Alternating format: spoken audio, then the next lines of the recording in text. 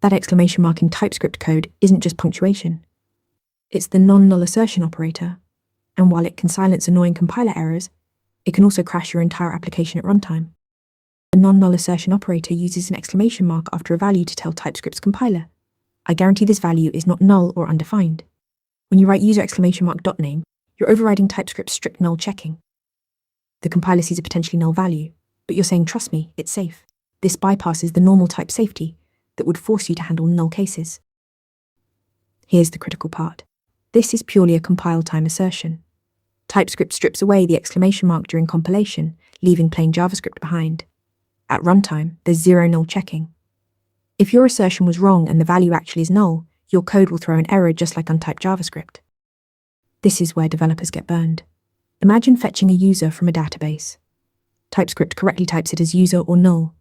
If you assert user exclamation mark .email without checking and the database returns null, boom.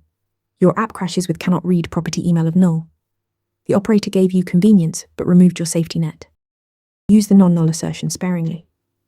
It's acceptable when you have external knowledge the compiler doesn't, like a value that's definitely set by a library. But if you can use optional chaining or a proper null check instead, do that. Your future self will thank you when debugging production errors. The non-null assertion operator is a sharp tool. It tells TypeScript to trust you, but that trust can backfire.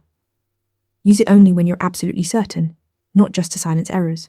Practice more TypeScript interview questions at interviewmentor.app. Ready to practice for your next interview? Interview Mentor lets you answer real questions just like this one. After each answer, you get a detailed grade and personalized tips to improve. Watch your scores climb as you keep practicing.